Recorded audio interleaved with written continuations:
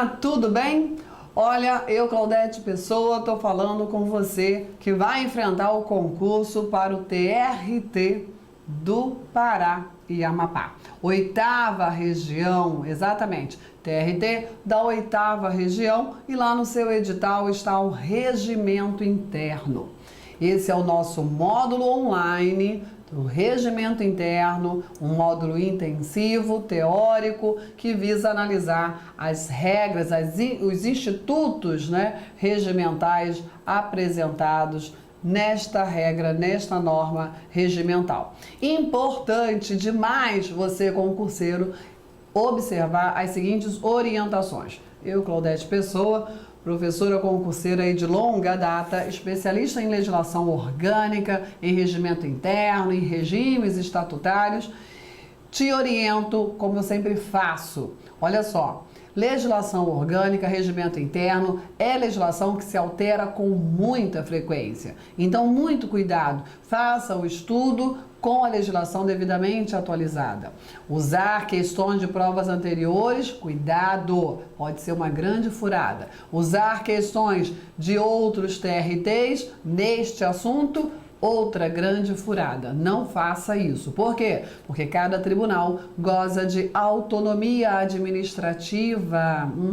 E aí, a partir da base constitucional, das regras constitucionais que estabelece ali os principais nortes, para a estrutura de cada tribunal, cada um se organiza como bem entender no objetivo do cumprimento da sua missão constitucional, do seu exercício jurisdicional, ok? Então, muito cuidado. Um outro cuidado que todo candidato, ao estudar regimento interno, também deve observar, que muda demais, a legislação, é verdade. Só que as alterações cobradas para você são aquelas que ocorreram até a data da publicação do seu edital. As alterações posteriores não podem ser exigidas de você, candidato.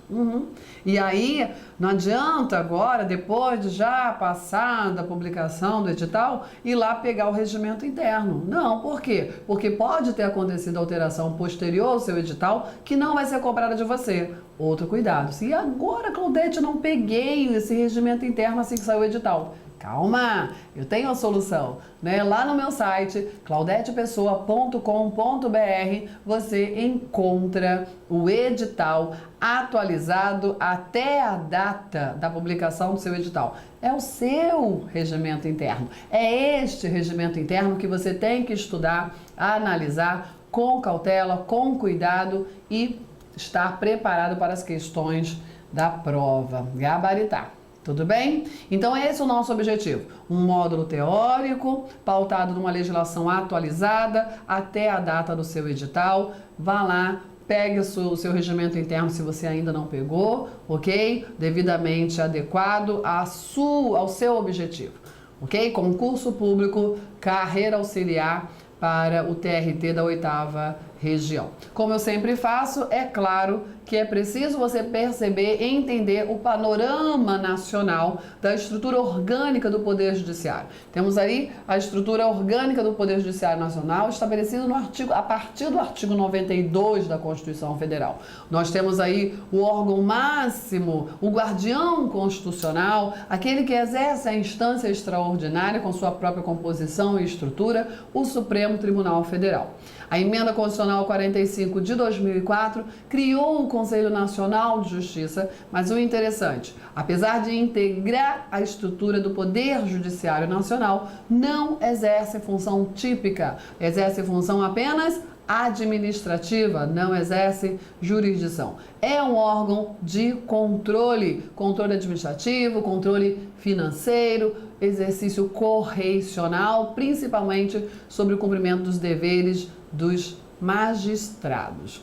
E aí, a partir dessa base, se resolveu estruturar o judiciário em órgãos da justiça comum, com órgãos próprios de primeira instância, de segunda instância e apenas um órgão de instância especial. E aí nós temos a justiça estadual, a justiça distrital e a justiça federal, todos né, todas as estruturas da chamada justiça comum estadual, distrital, ok? E aí, órgãos próprios de primeira instância, segunda instância, mas apenas o STJ atua como órgão de instância especial de toda e qualquer esfera, né, estadual, distrital ou federal. E também temos estruturas próprias de 3 matérias. 3 matérias receberam estruturas próprias. Quais são elas? Trabalho, eleitoral e militar.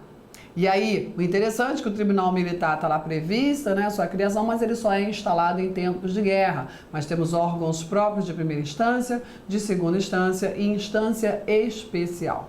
Conhecendo assim esse panorama da organização do Judiciário Nacional, a gente percebe, olha só que tiquinho, né? A gente só vai se preocupar com aqui, ó, com esse pedacinho aqui. A primeira vai dar uma pincelada na primeira instância, mas o nosso foco principal, segunda instância de uma região, da 8ª região, regimento interno do TRT da 8ª região, Pará e Amapá. É o que nós temos aqui. Artigo 1º do regimento interno. Sempre coloco aqui no finalzinho o artigo do regimento interno para você acompanhar o nosso bate-papo concurseiro com a legislação, tá certo? E aí, sede de jurisdição do TRT da 8ª região, o Tribunal Regional do Trabalho da 8ª região, sede em Belém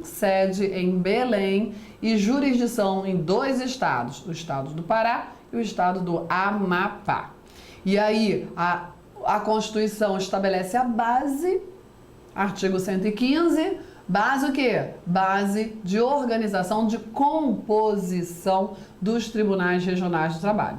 Diz lá o Constituinte: os tribunais regionais do trabalho compõem-se de no mínimo 7 juízes. Muitos estranham, né? Juízes? Não são desembargadores, Claudete? Cuidado. Muitas e muitas vezes o legislador usa a denominação, a terminologia juízes no sentido amplo da palavra, querendo dizer magistrados, ok? Juiz, no sentido estrito, é o magistrado de primeira instância, ok? Magistrado de segunda instância é o desembargador e os magistrados de tribunais, né, tribunais superiores, são os ministros, tudo bem? Todos são juízes, ou seja, magistrados. Como a gente está falando de órgão jurisdicional de segunda instância, temos ali desembargadores. No mínimo, 7 desembargadores recrutados, quando possível, na respectiva região, nomeados pelo presidente da República, dentre brasileiros com mais de 30 e menos de 65 anos de idade. Só que tem que observar regra nesta composição, porque aqui nós temos o famoso 5º constitucional, onde este quantitativo da composição dos tribunais deve observar ali, olha, 1/5 na sua formação, 1/5 dentre advogados com mais de 10 anos de atividade profissional e membros do Ministério Público do Trabalho, que é um ramo do Ministério Público da União, que tenha mais de 10 anos também de efetivo exercício, ok? Certo? Então é o famoso 5º constitucional. Magistratura representativa, onde nós temos desembargadores, ou seja, magistrados, mas que antes de ingressar na carreira da magistratura, eles eram o quê? Advogados ou Ministério Público, membros do Ministério Público do Trabalho, certo? Que são escolhidos na forma do artigo 94 da Constituição Federal. Ou seja, cada uma das instituições elabora uma lista sextupla que envia ao respectivo tribunal, no caso o TRT da 8ª região. O tribunal reduz a lista tríplice e encaminha para o chefe do Poder Executivo Federal para a escolha de um e nomeação, ok? Isso, 1/5. E o restante? E 4/5 da composição do tribunal? Como é que fica? Os demais desembargadores eram juízes, juízes titulares de varas do trabalho da 8ª região, no caso, né? Que chegam ao tribunal mediante promoção desenvolvimento funcional, que observa 2 critérios: antiguidade e merecimento de forma alternada. Essa aqui é a base constitucional. Aqui está a regra constitucional basilar. A partir desse comando, o regimento interno regulamenta a composição dos tribunais regionais e o TRT da 8ª região não seria diferente. Olha só o artigo 2º do regimento interno, olha só o que nós temos aqui. O Tribunal Regional do Trabalho da 8ª região compõe-se de 23 desembargadores vitalícios. Claro, eles são ocupantes de cargos vitalícios. Mesmo aqueles que chegam ali pelo 5º Constitucional, adquirem a vitaliciedade, né? Claro, e adquirem a vitaliciedade não pela regra geral, porque aquele que faz concurso para a magistratura, ingressa no cargo de juiz substituto, ele vai observar um período de exercício de 2 anos para conquistar a vitaliciedade. O desembargador oriundo do 5º Constitucional, não. Ele conquista a vitaliciedade na sua investidura, na sua posse. E aí, olha só, 23 desembargadores vitalícios, é claro, nomeados pelo presidente da República. Nomeados pelo presidente da República. E aí, olha como é arrumadinho aqui no TRT da 8ª região. Já tem o quantitativo.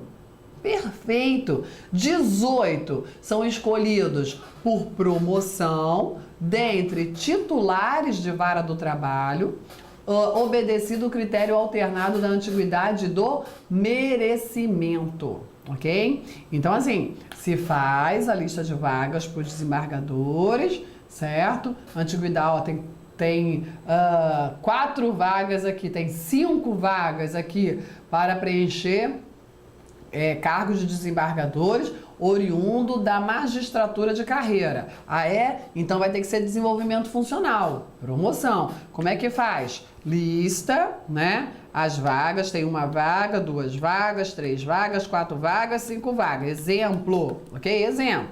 Antiguidade, tudo é para magistratura de carreira, aqueles 4/5. Promoção, antiguidade e merecimento de forma alternada. Antiguidade e merecimento, antiguidade e merecimento, antiguidade e merecimento. Ok? É isso, é o que está dizendo aqui. Olha, 18 dos 23 serão magistrados, escolhido pela promoção, certo? Outros 2 serão escolhidos dentre advogados, no efetivo exercício da profissão, né, os 10 anos. Outros 2 dentre membros do Ministério Público da União, junto à Justiça do Trabalho, que é o ramo Ministério Público do Trabalho, ok? Poderia ter colocado aqui dentre os membros do Ministério Público do Trabalho, porque o membro do Ministério Público do Trabalho, junto à Justiça do Trabalho, são os membros do Ministério Público do Trabalho, que é um ramo do Ministério Público da União. Isso é a estrutura e organização do Ministério Público. Também eu dou aula disso. E presta bem atenção, que muita gente confunde isso aqui, ó. E dentre advogados e procuradores do trabalho. Aí você pode dizer, ué, procuradores do trabalho, Claudete? Como assim? De onde são os procuradores? Esses procuradores do trabalho aqui, aí a gente vai começar a falar da imprecisão das legislativas, sabe? Da terminologia. Esses procuradores do trabalho aqui são Ministério Público do Trabalho. É um membro do Ministério Público do Trabalho. O que o legislador aqui quis dizer? Ele quis dizer o seguinte, olha só. O 5º Constitucional é pegar 23 e dividir por 5. Não dá um número certo. Aí você tem que arredondar para cima. Porque se você arredondar para baixo, o 5º Constitucional não é respeitado. Então é melhor exceder, entendeu? Então dá 5. O 5º Constitucional, no TRT da 8ª região, 5. 5 vagas, porque 23 é a composição total, o tribunal pleno, tem que observar o 5º Constitucional. Divide 23 por 5, não dá certo. Arredonda para o número inteiro próximo, que é 5, ok? São 5 vagas a serem preenchidas pelo 5º Constitucional. 5? E não é metade pela OAB e metade pelo MP, é verdade. E como é que fica isso? Não dá, o número é ímpar, corta a pessoa, não dá. Opa! E aí, faz o quê? Alternância, ok? Tem hora que nós vamos ter 3 advogados, 3 desembargadores oriundos da advocacia e 2 do MP. E depois, 3 do MP e 2 da advocacia. É o que está dizendo aqui, ó.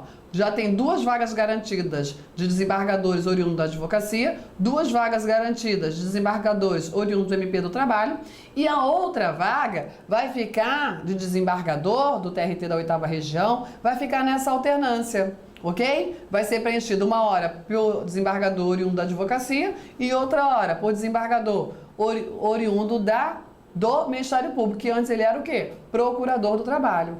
É isso, ok? Certo? Então, esse é o nosso objetivo, né? Tem hora que, para você que é concurseiro, que não está, às vezes, tão familiarizado com essas regras, né? Normativas, de regimento, de organização, pode estranhar. Mas, olha, minha experiência vai te ajudar a entender tudo isso aqui. Afinal, são mais de 20 anos lidando com essa matéria, tá certo? E olha lá, já entendemos então a composição. Esse artigo 2º é muito importante para a sua prova, muito, porque são poucos os tribunais que explicam tão detalhadamente a sua composição. Alguns são genéricos demais, demais. O TRT da 8ª Região não. Falou bonitinho, explicou e detalhou. Seguindo. Bom, eles são nomeados pelo presidente da República, certo? De acordo aí com as indicações respectivas. E aí, a nomeação é um ato de provimento, a nomeação preenche o cargo público. Aquele que foi nomeado, ele precisa dizer se ele quer o cargo. Isso está, inclusive, regulamentado nos principais estatutos, na Lei 8.112 também, o seu Estatuto de Servidor Público Federal. Aquele que foi nomeado pode não querer, mas e se ele quiser? Claro, né? É muito provável que ele queira. Quando é que ele manifesta a sua vontade? No momento da investidura. Qual é a forma mais comum de investidura? Posse. No ato da posse, em sessão de tribunal e perante quem na ocasião exercer a presidência, prestará ao juiz, leia, juiz, entenda, desembargador, ok? Prestará ao juiz o seguinte compromisso: prometo desempenhar bem e fielmente os deveres do cargo, cumprindo e fazendo cumprir a Constituição e as leis da República. Toda posse tem lá o seu termo de compromisso. Com a posse, com o termo de posse que é lavrado e assinado, será lido pelo secretário, que o subscreverá, assinando também o presidente, o empossado e os desembargadores presentes. Nesse momento que o empossado assina, acontece um momento mágico. Isso vai acontecer com você também, né? Deixou de ser um meramente nomeado e passa a ser agente público. Assume o cargo público que recebeu com a nomeação. Isso também vai acontecer com você. Tem que tirar foto. Tira foto e manda para a tia Claudete. E aí, agora ele assumiu a condição de desembargador. E aí é muito interessante que lá no artigo 3º do regimento interno, nós temos o rol de órgãos do tribunal. Órgãos do tribunal da 8ª Região, do TRT da 8ª Região. Presta bem atenção. Tribunal Pleno, nós vamos falar de todos eles, tá? O Tribunal Pleno, que é a composição máxima, os 23 desembargadores. As sessões especializadas, são 2 sessões, primeira e segunda sessão. As 4 turmas. Aqui nós temos os órgãos jurisdicionais, o órgão pleno e os órgãos fracionários no exercício jurisdicional. E aí nós temos a presidência, a vice-presidência, corregedoria regional, o Conselho da Ordem do Mérito, a Escola da Magistratura e os desembargadores do trabalho. Muito interessante porque nem todo regimento de TRT elenca o desembargador do trabalho como órgão do tribunal. Não confunda com órgãos da Justiça do Trabalho. O O examinador pode perguntar para você: são órgãos da Justiça do Trabalho. E eu posso afirmar que o juiz do trabalho, ele é um órgão da Justiça do Trabalho?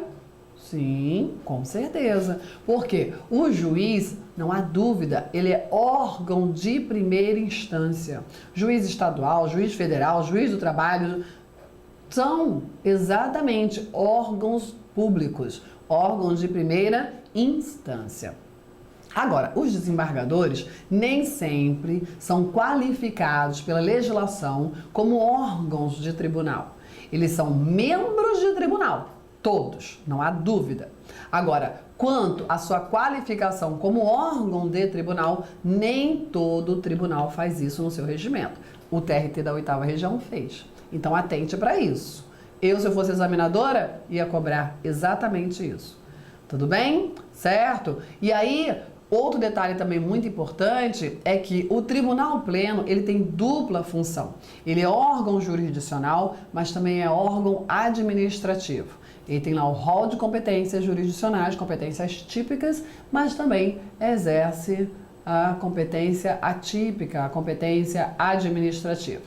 Vamos ter os órgãos de direção, presidência, vice-presidência e corregedoria, órgãos administrativos que dirigem o tribunal. Vamos falar de todos eles, tá bom?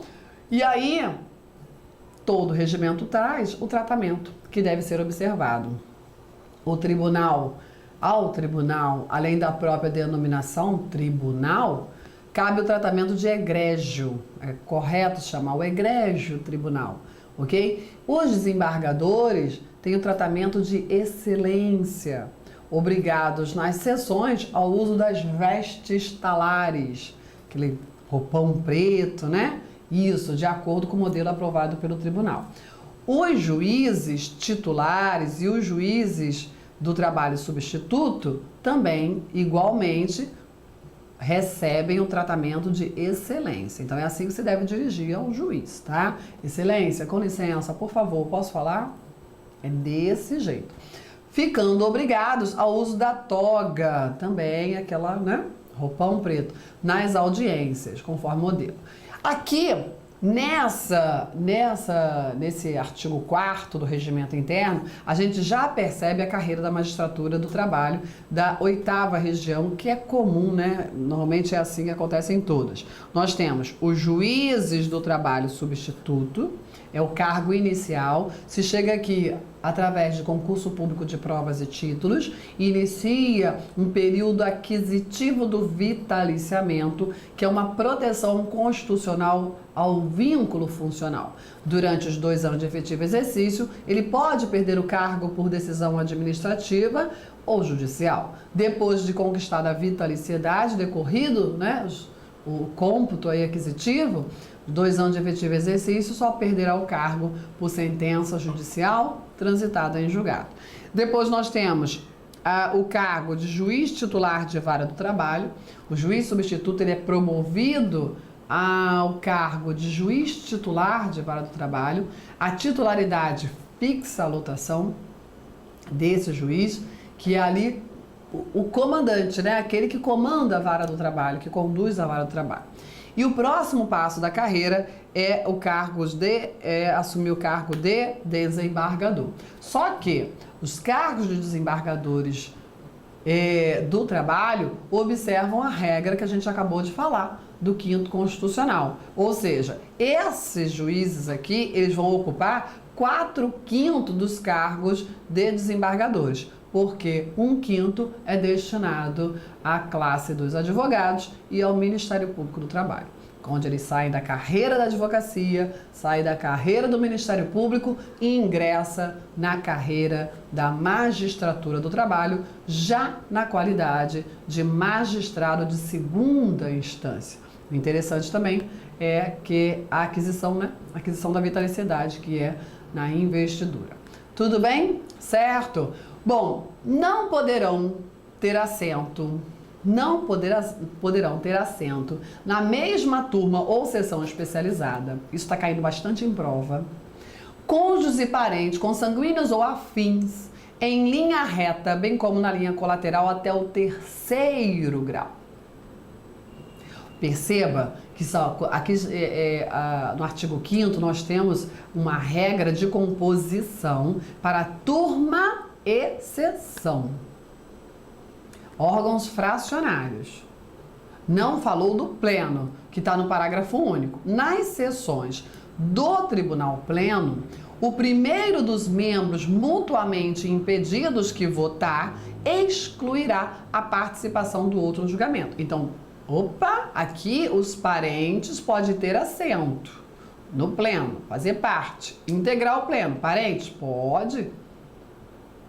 O que ocorre é o impedimento na participação, na atuação. No órgão fracionário, na turma, na sessão especializada, vamos ter um impedimento para composição. Quando o legislador diz que não pode ter assento, é que esse membro, esse magistrado, ele não pode integrar esse órgão fracionário, porque ele tem ali um parente, cônjuge ou parente até o 3º grau.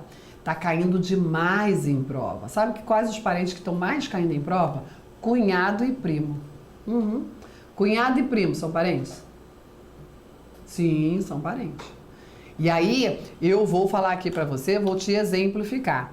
Aqui está o desembargador, ok? Isso vale para todo mundo, tá? Nós temos parentescos por afinidade, por consanguinidade e por afinidade.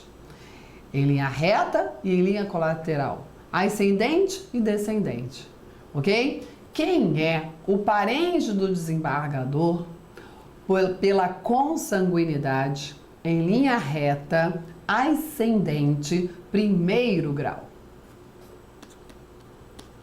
Os pais. Consanguíneo, linha reta, ascendente, 2º grau. Avós. Todo esse povo aqui não pode ter assento. Tá o desembargador lá? Ih, não posso participar disso aí não. Não posso ser membro desse órgão fracionário não. Nem dessa turma, nem da sessão. É isso. E os bisavós, né? 3º grau. Consanguíneo, linha reta, descendente, 1º grau.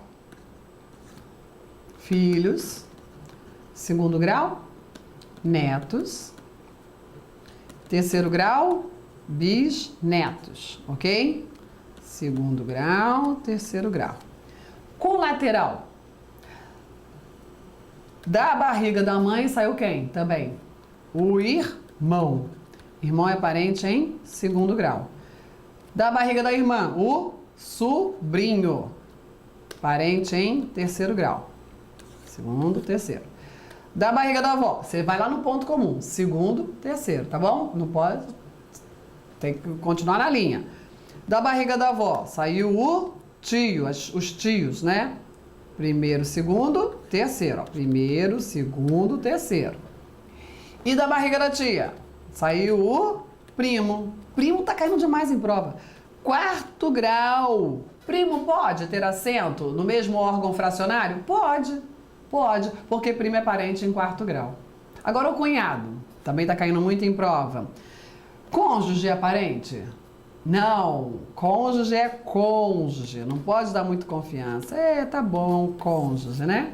Só que o cônjuge, eu digo o seguinte, você não tava afim da pessoa? Tava afim, né? Pois é, levou o pacotão da afinidade. E aí, ó, parente, 1º grau, ascendente, por afinidade. A sogra, 1º grau, é mais parente que o irmão. Não reclama não, é isso. E sogra ainda é cumulativo. Sogra não, os sogros, tá? Os sogros. Minha sogra é um doce, adoro minha sogra, mas eu não posso perder a piada, né? E aí, 1º grau, parente 1º grau. E aí, da barriga da sogra, aquela pessoa, né? Que vai lá, a janadeira, a panela, pois é. O cunhado, parente em 2º grau, igual o seu irmão. E aquela criancinha que foi no pacotão? O enteado. 1º grau. A gente não pode perder a piada, né? 1º grau. E tá bom, né? Chega de parente por afinidade. Esses são os parentes que mais são cobrados em prova. Cuidado! Cunhado também, por afinidade. Ó, não vale, Claudete, o concunhado e a tia-avó, não quero saber. Não quero saber. Porque são esses aí que mais cobram, tá bom, né? Já tem parente pra caramba. E aí você percebe que aqueles ali até o 3º grau, eles não podem ter assento, eles não podem compor, eles não podem ser membros da mesma turma ou da mesma sessão especializada. Mas eles podem ser membros do Tribunal Pleno. O que vai acontecer no Tribunal Pleno? Aquele que primeiro participar, aquele que primeiro votar, impede a participação do outro. É o que está dizendo aqui, ó. Nas sessões do Pleno, o primeiro dos membros mutuamente impedidos que votar excluirá a participação do outro no julgamento. Isso aqui também é uma regra comum dos diversos regimentos internos, ok? Dos tribunais regionais do trabalho. Olha só, a gente está só começando o nosso bate-papo concurseiro. Já viu que vai ser light, né? Vai ser tranquilo entender o regimento interno aqui comigo. Claudete Pessoa, professora concurseira, vai te ajudar a gabaritar as questões da prova, né? Esse é o meu objetivo, tenho certeza que é o seu também. Se você estiver assistindo essa aula introdutória ao tema nas redes sociais, acesse o site do curso que está aparecendo aí para você na sua tela, adquira o módulo completo, vem para cá, para essa parceria de sucesso. Show? E se você gostou, divulga, né? Eu te ajudo e você colabora comigo também. Ajuda a divulgar essa minha aula, esse meu trabalho. Eu te agradeço sempre, ok? Preciso de você também. Até lá, até o próximo vídeo, até o próximo encontro. Tchau, tchau!